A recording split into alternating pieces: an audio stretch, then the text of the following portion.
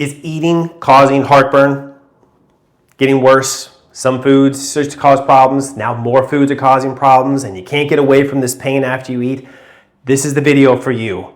Watch what we talk about today because I believe I can help figure out why this is going on and how you can actually solve this problem. All right? Let's just briefly talk about what happens in the stomach that leads to heartburn, okay, after food. So when you eat, you've got your esophagus, you got your lower esophageal sphincter, and then your stomach is this funny shaped organ whereby your food sits in here and you digest, okay? And when you eat, your food sits there, your body then produces acids. Those stomach acids, we'll use this marker, stomach acids are produced to help you digest, okay? And there's a certain amount of acids you have to produce depending on the type of food, right? If it's a heavy meal, a lot of fats, it's gonna get more acids produced versus like an apple, okay? Very straightforward. But you can eat certain foods, the biggest ones being, like I just mentioned, fatty, but also fried, also spicy. Those three foods produce a lot more acids to help digest. So you produce more and more and more acids. And that pressure and that acid buildup pushes up against this lower esophageal sphincter. These acids leak their way through. Boom. That's what we call acid reflux, and the symptom is your heartburn. Okay? We talk about that on a different video. What's important to know is you should get off those foods. No spice, or at least no spicy foods, no fatty foods, and no fried foods. Got to start to eliminate those three. And if it gets better, great. Problem solved. Okay? There are also foods that relax this esophageal sphincter. Okay? So this is a valve. All right? And just think of it as a one-way valve. Okay? It only opens up to let things down. Or supposed to. It can open up if you need to vomit. That's not in this case. But the esophageal sphincter can relax and loosen. All right?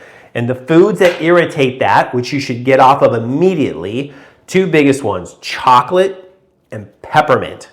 Those things release or relax this sphincter, and the acids leak up through there because the valve is not slammed shut, right? It's opened up, it has not slammed shut, all right? It makes it kind of loosey-goosey. Stay off of chocolate and peppermint.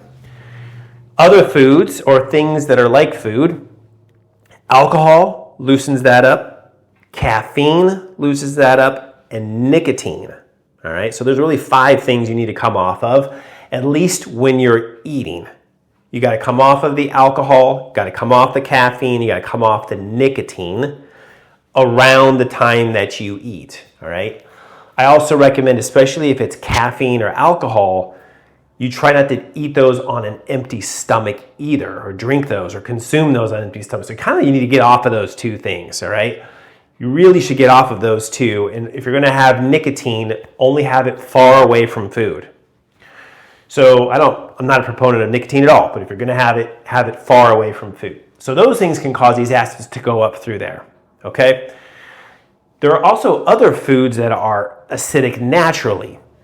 So those foods are things like garlic, onions, tomatoes, things like citrus fruits, pineapple, oranges, limes, lemons, fermented foods, dairy, and coffee. Those are acidic foods. When you eat them, you're already adding acids to the already stomach acids you have to produce to digest those foods. That can lead to increased acids.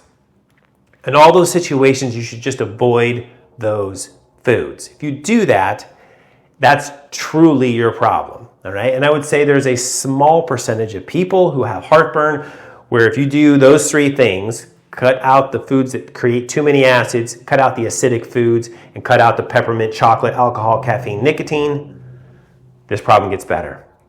The majority of you don't have that problem, and yet you've got heartburn.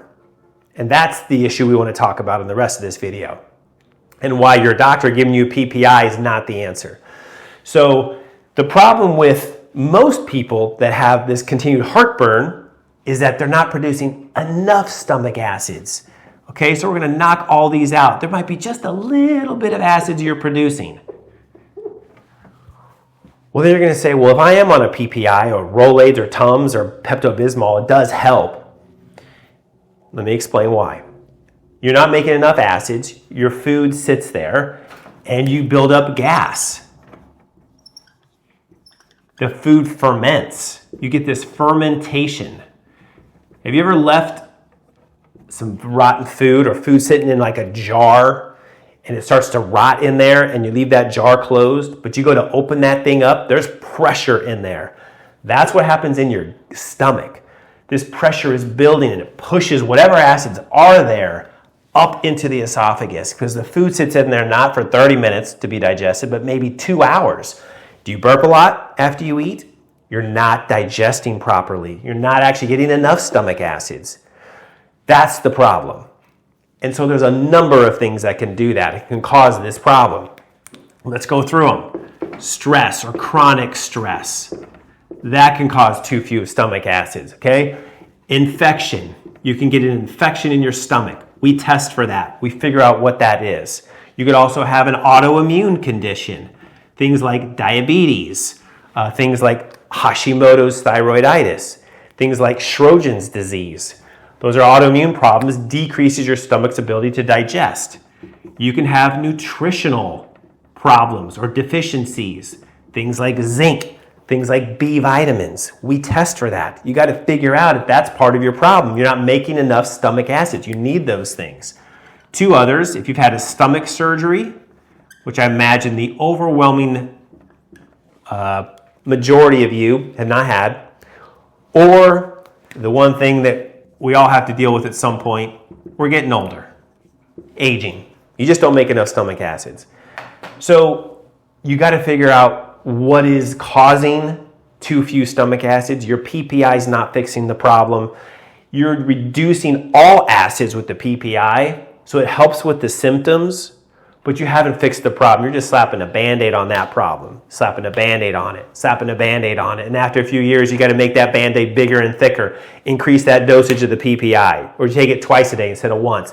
You're never fixing the problem. You got to figure out what has caused your too few stomach acids, fix that problem. And for some people, like when they age, we help them increase their stomach acids because they're never going to do it naturally anymore. So that's what we do, and that is the purpose of this video, is to educate you on this, but also let you know there is a solution to this problem through testing. We test.